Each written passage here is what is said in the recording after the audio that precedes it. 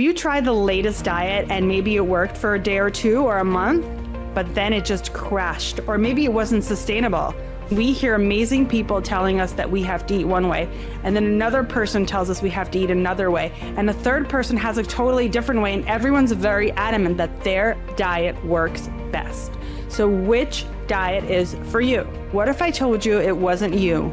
It might have been the diet. Choose foods as close to as they exist in nature. The closer it exists, the better.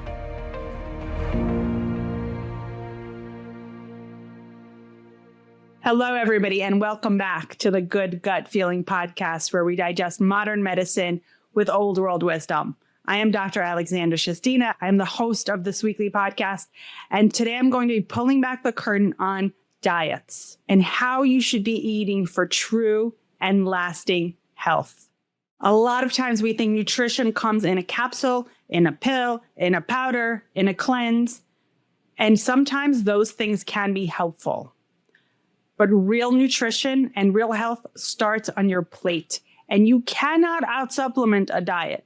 You can add to it, you can enhance to it, or you could even take away from it. But your diet is the foundation of your health. It is the fuel that you put into your body. Many of us may know this, but it's so tough because so many people are telling us different things, and there's so much information out there. And we hear amazing people telling us that we have to eat one way, and then another person tells us we have to eat another way, and a third person has a totally different way, and everyone's very adamant that their diet works best. So which diet is for you? One thing I will say is that many of those diets do work, but they work for some people and not for all people. But there are certain things that are universal for every single person out there, and that would apply to you as well. Number one is eat clean. Eat whole, unprocessed foods as close to as the way they exist in nature, because nature doesn't make mistakes. We make mistakes. We make mistakes in the processing and the chemicals and the additives and the preservatives.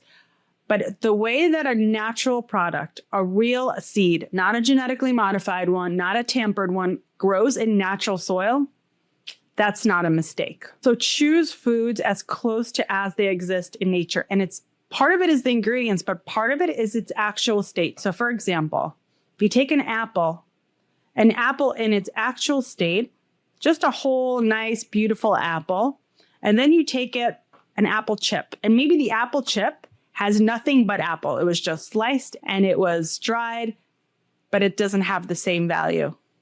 It has a different value. And you could say the same thing for rice, for example. You take whole grain rice and then you make rice pasta. But first you have to make a flour. So then any kind of rice product, cookies or crackers, sometimes they only have rice and salt and water, but they don't have the same glycemic index. They don't have the same value.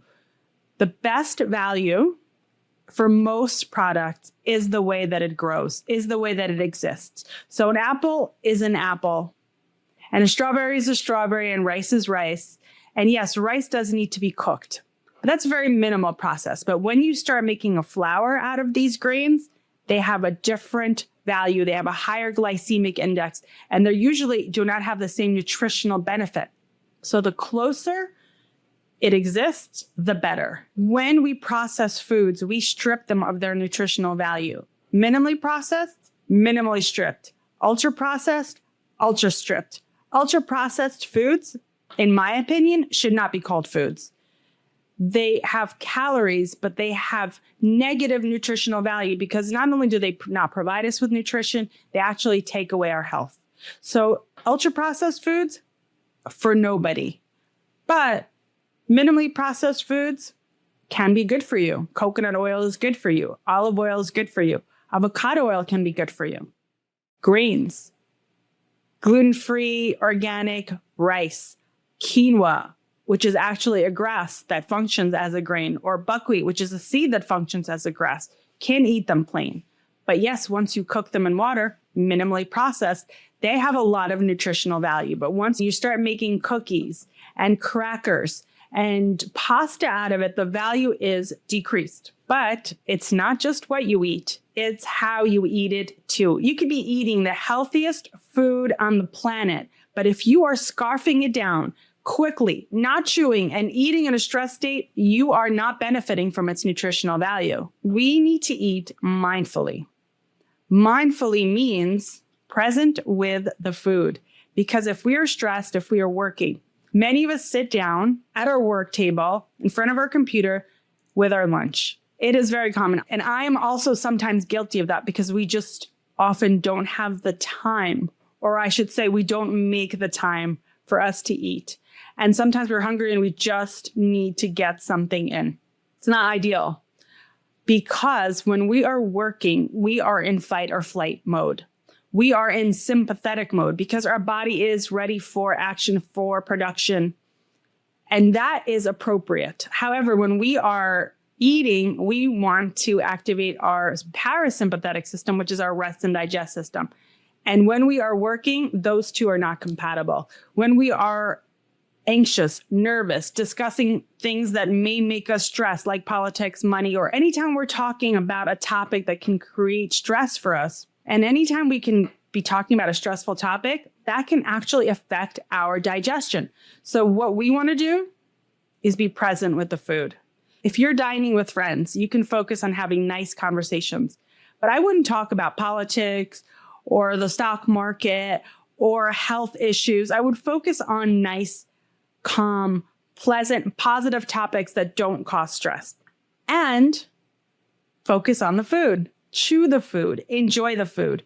Be grateful for the food. If you notice, most religions have some kind of practice before eating, whether it's a blessing or grace or some kind of acknowledgement of the food. And that's such a beautiful practice in so many ways. And one of the ways is that it can transition you from the regular normal work state, which is the fight or flight mode, to the rest and digest mode, just by putting in a little bit of effort with mindfulness. So let's say you are ready to eat your lunch and you are frazzled from the workday, or you're just coming home from work and dinner's on the table already, but you are constantly thinking about the bad day at work that you had. So take a few moments, take 30 seconds, focus on the food. Whatever your belief system is, thank Mother Nature, thank the beautiful earth, whatever that is, really switch your mindset from fight or flight to rest and digest. Your body will thank you for it. Because when you are in rest or digest mode, you activate different organs responsible for digestion. Your stomach starts churning acid. Your peristalsis starts. Your enzyme production begins. But it's not only how you eat, it's how fast you eat. Believe it or not, eating slowly and chewing thoroughly makes a huge difference because when you put your food in your mouth, the body gets a signal that it needs to start the digestive process. And like a car on a cold day, it's going to run even if you don't warm it up. But if you warm it up, it'll run better. So the longer you keep the food in your mouth, the more time to prepare the rest of the body has.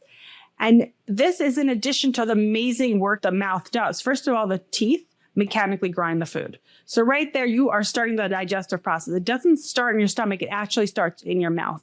The saliva starts breaking down the carbs. So by the time the food comes into the stomach, number one, the stomach's already prepared because it had its time to warm up while you were chewing. Number two, the food is already pre-digested, so the stomach has less work to do. This means that the digestive process is going to be more efficient, more effective, and if you're inflamed, it's less work on the inflamed gut. What about packaged foods? If you only read the front of the package, you are getting a marketing pitch, not the whole truth. There are many labels on things such as natural, such as healthy, low fat, keto friendly, and so on. There's so many labels, and these labels in actuality mean very little. They mean very little in terms of our health because descriptions don't cut it. We need to know what's in it. And if you turn the box around or the package around and it has a whole bunch of ingredients that you've never heard of and they don't even sound like food, well, let me tell you, you probably shouldn't be eating it. And I don't really need to know much more. If there are words that sound like chemicals, if there are words of foods that don't look like they belong there, most likely it's not the right one for you. And unfortunately, most packaged products are not good for you. So you have to be very selective.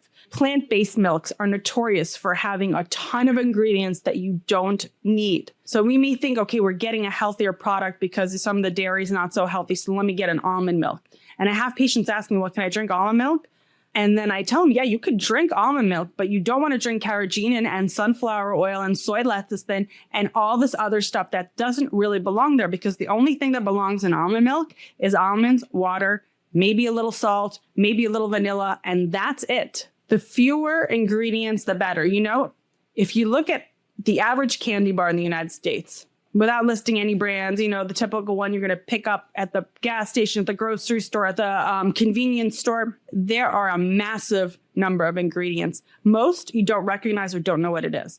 In other countries, in Western Europe, for example, you pick up the same type of candy bar in the same type of store, half the ingredients. Most of the time, this is a quick and rough way to know if you're eating the right foods. Anything greater than 5 ingredients, you're probably getting the wrong foods. The smaller the list of ingredients on the box, the better it typically is. If you're eating the same 5 foods every week, you're starving its gut of its potential, because the gut thrives on diversity, different colors, different flavors, different shapes. The gut microbiome loves diversity. They love to eat all different kinds of plant-based foods. That's what these great bacteria in our digestive tract that are responsible for our immune system, for our hormones, for our mental health, for our digestion. They love to eat different kinds of plants. The more, the better. Make it diverse. And if you want to simplify, eat an orange and a yellow and a red and a green and a blue. All these different colored foods have diverse nutritional values that we could benefit from. And remember, what your body may need today is different from what your body needs next month. If you're feeling amazing today, you can eat a lot of different kinds of food, and you should. But if you're feeling unwell, this is the time to limit it. So diet is fluid. Not only is diet not one size fits all for everyone, it's not one size fits all for you. So you have to gauge where your health is in order to choose the right foods. So if you are doing great, raw foods often have high nutritional value. So go ahead and load up on the salads and the fruit.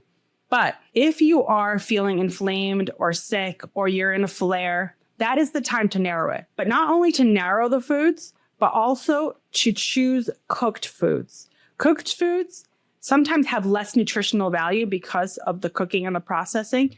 However, they are easier to digest.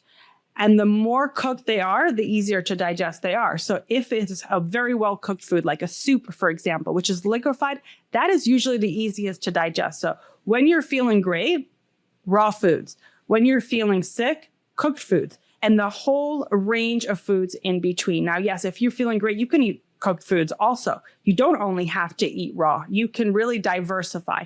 And that's the point. When you are feeling amazing, lots of foods at your disposal. As long as they're healthy, clean, nutritious, and diverse foods, you are good to go.